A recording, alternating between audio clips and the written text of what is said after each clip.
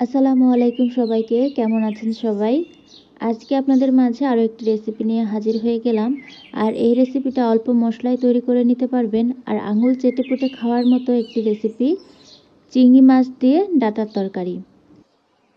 প্রথমেই এখানে ডাঁটাগুলোকে আঁশ ছাড়িয়ে নিয়েছি আর এখানে একটা আলু কেটে দিয়েছি, কেটে সুন্দরভাবে ধুয়ে পরিষ্কার করে নিয়েছি।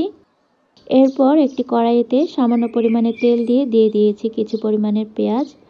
এবার পেঁয়াজগুলোকে হালকা ভেজে নেব। পেঁয়াজগুলোকে হালকা ভেজে নিয়ে এখানে দিয়ে দিব রসুন বাটা আর জিরা বাটা। এখানে রসুন বাটা আর জিরা বাটা 1 চা চামচ পরিমাণে দিয়েছি।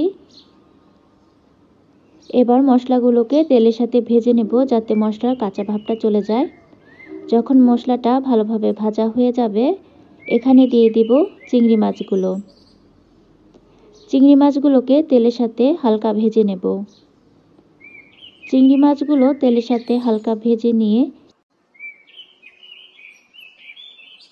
এখানে দিয়ে দিব স্বাদ মতো লবণ, আরও দিয়ে দিব 1 চা চামচ হলুদ গুঁড়ো, 1 চা চামচ মরিচের গুঁড়ো। এবার মশলাগুলোকে তেলের সাথে একটু ভেজে নিয়ে দিয়ে দিব পরিমাণ মতো পানি। পরিমাণ মতো পানি দিয়ে মশলাটাকে একটু কষিয়ে নিব। মশলাটাকে ভালোভাবে কষিয়ে নিতে হবে। এখানে দিয়ে দিব একটা টমেটো কাটা।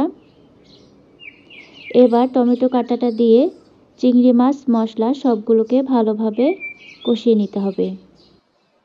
আর এখানে চিংড়ি মাছগুলো কষিয়ে নিলে তরকারিটা খেতে কিন্তু আরও ভালো লাগে। এই তো মশলা কষানো প্রায় হয়ে গিয়েছে।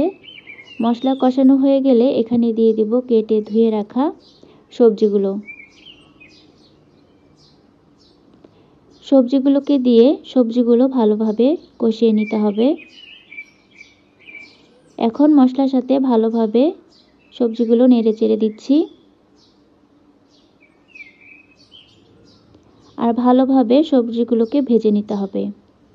সবজি আর যে কোনো তরকারি বলেন না কেন, কষানোর উপর কিন্তু অনেকটা স্বাদ নির্ভর করে থাকে। তাই সবজিগুলোকে ভালোভাবে কষিয়ে নেবেন।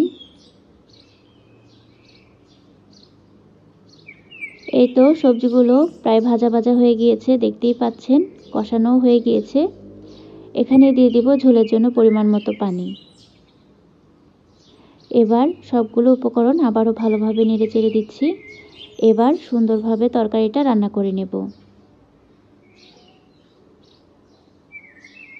বলক চলে এসেছে, এই পর্যায়ে দিয়ে দিব 3-4টে কাঁচামরিচ। কাঁচামরিচের ফ্লেভার কিন্তু তরকারিতে খুব ভালো লাগে। কাঁচামরিচ দিয়ে ভালোভাবে রান্না করে নেব। এই তো ঝোলটা শুকিয়ে এসেছে আর এখানে ডাঁটা আর আলুও খুব সুন্দরভাবে সেদ্ধ হয়ে গিয়েছে। এ পর্যায়ে দিয়ে দিব কিছু পরিমাণ ধনিয়া পাতা কুচি। ধনিয়া পাতাটা দিয়ে আরও কিছুক্ষণ রান্না করে নেব। এখানে আপনারা আপনাদের পছন্দ মতো ঝোল রাখতে পারেন। আমি এখানে সামান্য পরিমাণে ঝোল রেখেছি। এইভাবে আপনারাও কিন্তু বাসায় খুব মজার একটি ডাঁটা তরকারি তৈরি করে নিতে পারেন। আজকের রান্নাটি আপনাদের কাছে কেমন লেগেছে কমেন্ট করে জানাবেন। যদি ভিডিওগুলো ভালো লেগে থাকে তাহলে আমার চ্যানেলের সাথেই থাকবেন আর ভিডিওটিতে লাইক কমেন্ট শেয়ার করে দিবেন। আজকের মতো এ পর্যন্তই। দেখা হবে আবারও নতুন কোনো রেসিপি নিয়ে আপনাদের সাথে। সে পর্যন্ত আপনারা সবাই ভালো থাকবেন, সুস্থ থাকবেন। আল্লাহ হাফেজ।